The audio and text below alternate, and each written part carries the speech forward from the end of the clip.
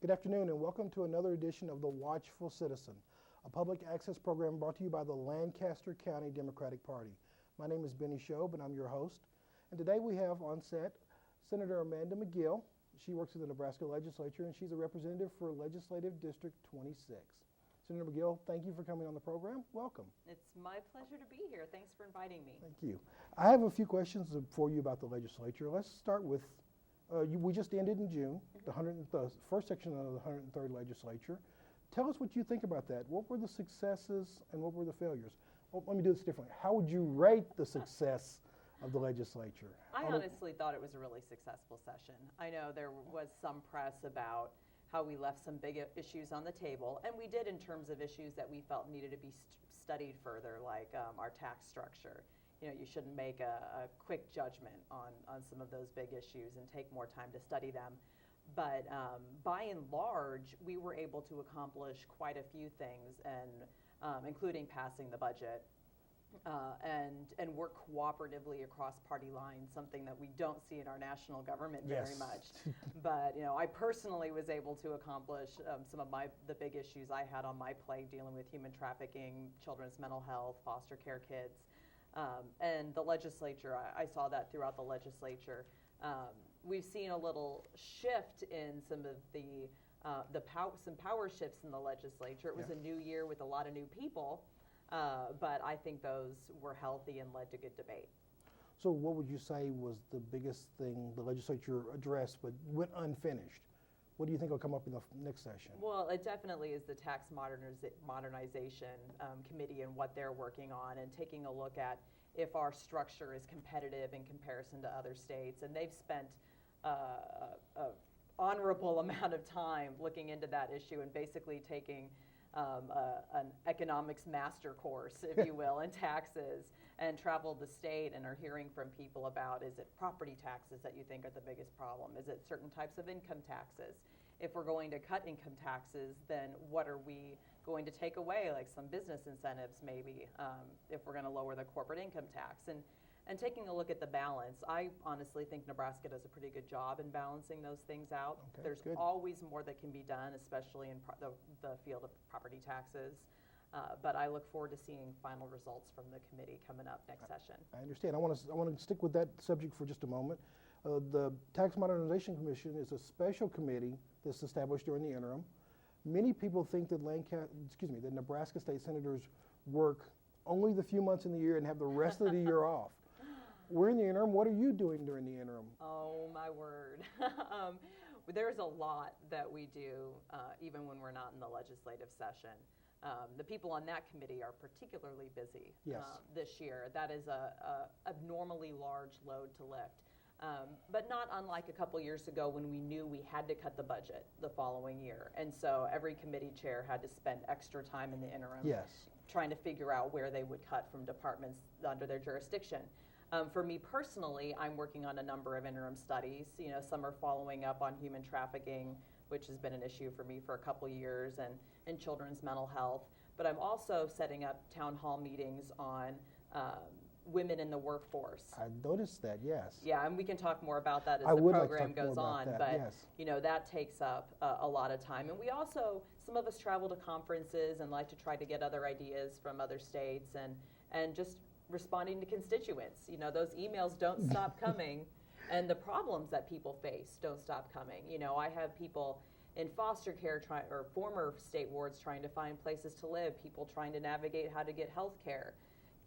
People with children with disabilities trying to make sure that they're getting, you know, the government help and support, and nonprofit help and support that might exist. So those people still need my office's help. They still contact your office regularly? And my office has a reputation for being knowledgeable on social services and nonprofits and where to find help. And I mean, we struggle because there isn't enough help out there for some of these families with, like I said, kids with disabilities who may have lost their jobs, variety of people in need, and we need to be doing more. I'd like to talk with you about some of the other committees you serve on, the Business, Labor, Judiciary, and Urban Affairs, but let's stick with this foster care. You had some legislation passed through this year to address some of the issues of foster care.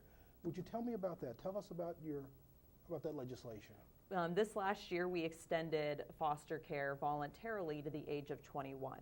This is a big move that many states are making across the country, although we're jumped on board and are attempting this as one of the first main states. So we're ahead of the curve. Yeah, we are actually. And at the same time, we've had a chance to learn from some states like California that have instituted it and made a few wrong decisions in the way that they implemented it. So we're learning from them. We're taking our youth, which over the last couple of years, it's been impossible to ignore that we've had a problem with our foster care system. Yes. And we've done a lot to try to fix it, and I think we're just about at a point where we need to let it sit and see how it works for a couple years and not make changes every single year. But one of the major gaps that I was able to see that Senator Kathy Campbell was able to identify was that as these kids are aging out, who've already been in there and maybe started at 14, never found a permanent home. Right. So many kids don't find that permanent family. You think, oh, they go into a foster care home, they have new parents that are able to afford them and really make them a part of their family, but that's not how it is for a lot of youth and a lot of troubled youth. And so they're aging out of the system, and over 50% of the boys end up in the justice system, and 50% of the over 50% end up pregnant by 21. So they age out without the skills and the social support they need to succeed. And I think you'd passed some legislation to address those things. Yeah, and so we passed a bill to extend some foster care supports all the way to the age of 21 to try to get the kids, encourage them to go to college and really stay a couple years. A lot of kids will go for a year and drop out, even if they come from a traditional household. Yes. So making sure that they're there for a couple of years, and encouraging that. The extended supports include things like a housing stipend, or if they decide to go to work right away, and that's what's there for them. But some housing help, some caseworker support to help them navigate work with the life skills part of it. Exactly. Yes. And many of these kids, they've lived in group homes. They haven't owned or driven a car. They don't know how to pump gas, cook for themselves, all sorts of things that they need help learning. Otherwise, they're going to fall into a path that really ends up costing our society. I'm going to ask you a slightly difficult follow-up question to that. Do you know how many people this will benefit? Do you have any statistics on that? We estimate that over 100 youth will use it in this first year. That's what we budgeted for. I don't remember the specific number that we came up with by the end of session, but it's over 100 youth that we expect in that first year. And there are 600 kids, 660 kids that age out every year. But we know all of them won't want to do this program. They won't all hear of it right away. Even in states that have been doing it a couple years, only about 30% participate. So these are services that are available to them to use if they desire. It's not forced, it's not mandatory. Yeah, because there are some kids that want to cut ties with state government. Foster care has been a miserable experience, and that's not going to change. Right, yeah, I understand. So let's talk about some of the other stuff you've been doing. You mentioned a couple times in our introduction your work with human trafficking. Yeah. And I must admit that's something that I think most Nebraskans don't think about. They don't. And so tell me a little bit more about how does that affect the United States, and how does it affect the average Nebraskan? Well, what do we need to know? I was like you, and just 3 years ago, I was like you. I had actually some international fellows stay in my office from Ukraine, help in my legislative office for a month, and express interest in human trafficking. And I'd set them up with meetings at the university thinking, I don't need to attend these meetings. This is something happening in the Ukraine and East Asia, overseas somewhere. Eastern Europe, exactly. It wasn't until another senator brought a bill to the Judiciary Committee. Senator Mark Christensen bought one on escort services and regulating them. These are the ads you see for need a date. Yes. And you're like, what is it? This is a cover for something else, right? Yeah. And but in the testimony of that, we heard from the head of the People's City Mission about how many young girls he gets that were trafficked. We were hearing from the police chief about how what maybe we've seen traditionally as prostitution is actually levels of human trafficking. Okay. This really piqued my interest, and I began to study the issue and realized that it is much more pervasive than we realized here in Nebraska, and we needed to do a lot more than just regulate escort services in order to start solving this problem. Public awareness being one of the things that we need to work on. And it's surprising to me, it shouldn't be, but after 2 years of really working on this issue, there's still a lot of people who don't understand. And the most important thing to first realize is that a human trafficking victim can come in many shapes and sizes, I guess. We're not just talking about people who are trafficked here from other countries, although I have met such a woman. And that's the way I would perceive it by the Exactly. label. You know, I've met a woman who was brought here. She came from a war-torn part of Africa. A guy said he loved her and wanted to take her to America. You know, there's a lot of psychological manipulation, like in domestic violence, that takes place. So it's preying upon vulnerable women. You know, he brought her here. She ended up in Nebraska. Don't have time to get into everybody's full story. But I've met a woman who was trafficked to Saudi Arabia and brought back home.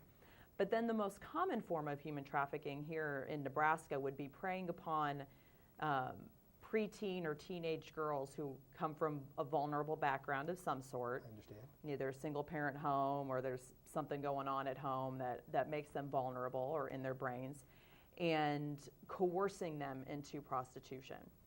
The average age of a trafficking victim or the starting of a trafficking victim is 13 or 14 years old. Wow.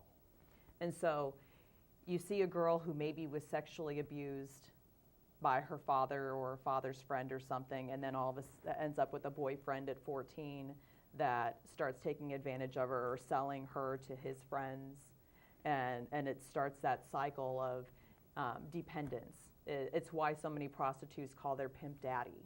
You know, it's that dependence that happens. And so we as Nebraskans need to shift our thinking from, you know, on prostitution too. Yes. That prostitution, most of those women started when they were teenagers. They were manipulated, you know, into the system from things in their childhood. And there was a pimp that was picked up and being charged up in Papillion for going to Papillion high school football games and hanging out with girls and saying, hey, you can drink and do drugs back at my place, want to come hang out? And that was his end, to figure out who the vulnerable girls were, you know, start to shower them with affection, and before you know it, they're being sold to his friends. And there are cases of teenage girls getting kidnapped into it, or they're mad at mom and dad for something. They hear that there's this friend of a friend who will take them in, you know, in a different part of town or something, and then they end up locked up and being used. And so human trafficking, the takeaway is it comes in many shapes and forms, and teaching our young women self-esteem and treating our young boys to respect women, you know, I think is the first thing that we can all be doing with our own children, and trying to impress upon even the friends of our children who may not come from, if we have a stable household, maybe some of the friends of your kid don't come from that, and trying to teach them those values. Well, as I said earlier, there was something that was new to me. You've explained it well, and I have a better understanding now. What about our viewers, if they want to help you make this more of a public issue?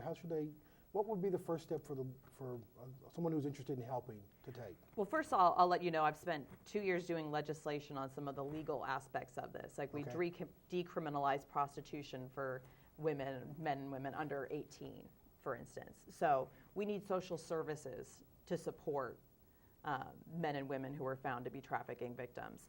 And I've been working with a coalition, the Human Trafficking Task Force that we created, as well as the child advocacy centers and domestic violence shelters, to start to determine and organize ourselves so we can provide not only services to the women, but volunteer opportunities and taking donations to help these victims.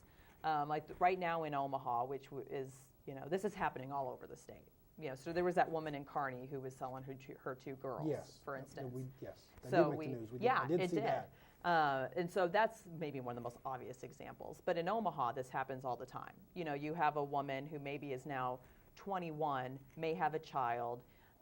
The cops convince her, and it's tough to convince a woman to testify against her pimp. But, you know, they find women who are willing to do that, but then they need to find a safe place for them to live. They turn to the WCA up there, the domestic violence shelter, and these women need a different level of protection than the normal domestic violence survivor. And so they struggle right now to figure out, okay, where are we going to get the money to put them up in a safe apartment and check on them and move them every couple of days, because that pimp may figure out where they are and come after them and be violent towards them. And so we need to work on creating some shelters that are specific for this cause. Okay. And so we're working, my legislation next year will probably include creating a coalition position to help coordinate both the child advocacy centers, looking at the minors that we find in human trafficking, but also working with the Domestic Violence Coalition on those adult women who, they started as teenagers, now they're young women, and they may not seem as sympathetic as the teenagers, but they need the help, and we need their help to bust the men that are doing this. Men and women, because there are women who are pimps and who feed into this problem. So, and as we're taping this is one of those weekends where there's actually a fundraiser for one of those local shelters you mentioned. And donating both money and time to those facilities that you talked about would be a good place for someone to start. Yeah, it's a good place to start. Can someone contact your office? Would you be able to direct them? Yeah, contacting my office is one of the best ways to go. I know it's my dream that once this coalition is better formed, there have been meetings with lots of people at the table, but as we start putting one person in charge, and I hope that there will, at some time in the near future, be a website people can go to and click down on facts and like a PowerPoint presentation they can give to their church. I've done a lot of that, going and speaking to churches and organizations, but there's no reason you couldn't be doing that, or if you were at home couldn't be doing that. I think we've all thought about this issue, but with a different label, and we need that education portion you talked about. Taking that topic and the one you talked about previously, foster care, both of those kind of have a little Venn diagram where they overlap. Oh, yeah. With a third issue that you mentioned, mental health services. And you worked a little bit during the legislature in the last session to talk about addressing the need for care. I'd like to ask you a little bit about that. Tell me about your work with providing services to those in need of mental health care. Yeah, and you are so right about everything overlapping. Human trafficking victims, tons of them are former foster care youth, runaways. And when you just look at the mental health issues within those girls who were vulnerable, either something biological or environmental in the way they were raised, and the lack of authority figures in some cases. There are lots of families that we would consider good traditional families that suffer from mental illness. And I think it's great to see more advertisements about how important it is to recognize mental health as an illness. That there are issues that are illnesses that can be treated. Even at the football games, to say that they have the things that say, don't be sidelined. Mental illness is treatable. Because make the topic relatable to the audience. Oh, yeah. We all know someone in our families, in our friendship circles, that has or could benefit from some sort of mental health care. And mental wellness should be something that we approach just like we do our physical wellness. And it starts with little kids. I know there can be concern about over-medicating our youth, which I completely see, but it's why it's so important to properly diagnose and get the right care from the right professionals, and why we have so many people working to try to figure out how to wrap around the proper services. Our school teachers are the ones who reach out to me the most, because they've seen over the last 10 or 15 years. And they have the most contact in our Oh, yeah. They're seeing this problem increase. And I commend LPS for they're trying a new program this year, because they've, there are a lot of well-intentioned and meaning people who try to make a difference, and sometimes something doesn't work and you need to try something else and look at a different evidence-based program. And I'm glad that they're taking that step, and a lot of Nebraska schools and schools across the country are struggling with what the best programs are to help teachers deal with this high level of need. Kids are being kicked out of preschool and kindergarten for throwing chairs and for violent outbursts now. And so we need to create circles of support so that families, I talked about this issue to a group of young people, non-traditional students at Doane, the campus here in Lincoln. And one of the women raised her hand and said, I'm a younger mom, and I would love to have better advice on parenting and take classes to try to make sure my kids avoid some of these problems. Because sometimes it's well-intentioned parents who maybe don't fully understand how the brain is formed and the psychology that goes into It punishments takes a and long encouragement. time for the brain to fully develop. Oh, yeah. Yes. Yeah, and the right encouragements that have the best known outcomes. And we have more and more research on that. And so we need more parenting academies or classes to reach out to parents that want to do the best job they can. Right. And then, there, sometimes, I have a friend who was a step parent to a young man with troubles. And it took a long time for the parent or her husband and his ex-wife to realize, to say, my son has a problem and we need to be trying something different. Parents can put blinders on in ways that maybe a teacher can tell if a boy is being a boy, with his behavior on the playground, or if it's something If it's more. something else that we need to address. But we also need to be sensitive on talking to people about those issues. Because we're all different. Yeah, we are. Yes. We are. And nobody wants to feel like they've done something wrong in the No. development of their child. And in many cases, they're not doing something wrong. Not in most cases. Like there's mental illness that needs a treatment, and sometimes it involves some medication and then a combination with behavior. ADHD. Yes. Folks feel there's a high genetic correlation there. But the parents then need coaching on the best way to handle that Yes. behavior. And so I could talk about this issue for a very long time, as you can tell, Benny. And I'm going to take you from that to a slightly different direction. Mm-hmm. I had family members who had those behavioral issues, and Yeah. in the past, we would institutionalize them, just Yeah. put them away. Yeah. Can't control them, put them away. Yeah, Which I'm going to segue toward the Behavioral Center at Beatrice. yeah. That's a state-run organization which had some trouble in the past, but it seems to be doing better. Can you give us an update on that? Yeah, I don't have anything that's super recent, but I do know that we're moving in the right direction towards accreditation and making sure that we have a safe and stable place. We've hired some good leadership down there. In so many cases, when it comes to an institution like that, or whether it's a physical institution or the foster care system as an institution, leadership is so important. In decisions that are Yes. made and the environment of the employees. Now, we still have a tremendous problem with the waiting list for families with a loved one with that's developmentally disabled. That is something that we need to be working on. As there have been changes in Medicaid, there are families, with young people who are being kicked off one system, put on another. There's a lot of confusion out there right now. Yes. I haven't fully wrapped my mind around, all of these changes.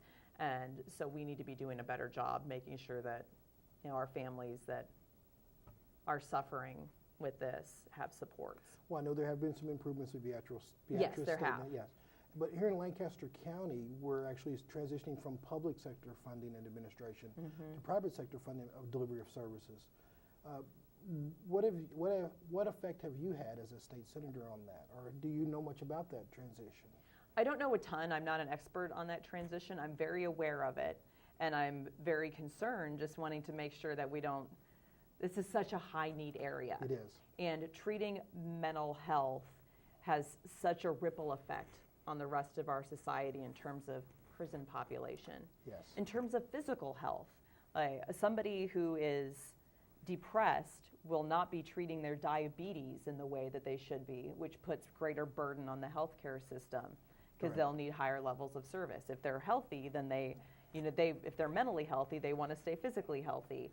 And so there's that ripple effect in so many different parts of life. And so it'll be interesting to keep an eye on that transition and to make sure that we are putting enough resources there. We already weren't, Right. even Correct. when it was publicly administrated. And so as a society, we need to be stepping up and, donating to those agencies, if we can, to help the people who have the courage. I was up in Omaha this week at the Community Alliance event up there. They are one of the best adult mental health organizations in the country. They've received A+ ratings, which is unheard of for the programming that they do. And Glenn Close and her sister Jessie were just up there this week raising money for the organization, and got to meet them. And Glenn Close, like most people, was raised in a family where you didn't talk about mental health. When her sister started to behave badly, they just thought she was crazy, and Yeah. you know. Acting up. It took a long time for them to realize this is a disorder that can be treated, and now she and her sister are great spokespeople for this issue. Wonderful. You mentioned the Omaha chapter. The name again, The Community Alliance, Community Alliance is that organization. I bring it up again because I'm a little confused. I live in Lancaster County. Yeah. We have the Lancaster County Mental Health Agency, which is going to move privately, be administered by Region 5 systems with 3 different providers. The state also provides some services, and we have. How does we make sense of this alphabet soup of who's distributing services and where does the money come from? Do we have enough money? It's really, well, we don't have enough money for sure. We have, as a state, have received some grant money from SAMHSA recently to come up with a plan for a system of care. So right now, the best way I can describe it is, say, there's a person with a problem here, and they need all kinds of different services. Maybe they're in poverty, and so they need some help with keeping their lights on, and the stress of that. Need help paying for their medications. They need some mental health supports. They have kids in school that need clothes, whatever. Right now, it's all so siloed around them. We need to pull those things together so everything talks to each other better, what you're saying. And so starting October 29th, there's going to be a meeting that's open to anyone to attend who's interested in this issue. That's being hosted by the Department of Health and Human Services, both the Behavioral Health Wing and Children and Family Services, to start talking about what that plan needs to look like. We've got this federal funding from this grant that's being matched by some states and local municipalities, and we need to start creating that plan. And in some areas we do a good job, in other areas we don't right now. And we're talking, and this is kids through adults. And so hopefully, we can get many people being a part of this conversation. I plan to be posting about it on Facebook and Twitter, because there will be surveys people can fill out, even if they can't attend the meeting, to talk about their experiences. Maybe they had a child with there's clearly something not right in their brain, and so many families just jump around from different treatment to treatment. They try a certain medication, then they try an all-natural approach, and then they try maybe a separate school for their child. Rather than a good comprehensive. Yeah, exactly. They're jumping around, they're lost. We want to and need to hear those stories so we can figure out where the biggest gaps are that we need to fix. So where can a citizen in Nebraska find out information about this? Well, it's a SAMHSA grant, and it's on October 29th. Location or time for us? It's all day, or it's like a 9 to 3:30 sort of thing. I honestly I did not bring that information with me. So where can we But can we if check you with your watch, you can call my office in the next few weeks, 471-2610. It's 471-2610. Or email me. You can find all that information on the legislature's website. Excellent. And we'll get you that information, or checking my social media sites. And you are on Facebook. Yes, it's Facebook and Twitter, and I will want people to know about how they can participate in this, especially with those surveys. Excellent. Well, I'm sorry we've out of time for today. We covered a lot of great issues from human trafficking to wraparound mental health care services. I do appreciate you coming on the program and hope you'll come back again. I certainly will. Thank you, Benny. Yeah. Thank you for watching another edition of the Lancaster County presented program, The Watchful Citizen. Our program re-airs on Time Warner Cable on Tuesdays at 10:30 p.m., on Wednesdays at 6 p.m., and on Saturdays at noon. We hope you'll watch our next edition. You can also find us on Facebook and YouTube in case you want to watch there. We look forward to seeing you for our next edition of The Watchful Citizen. My name is Benny Shobe. I'm your host, and thank you for watching.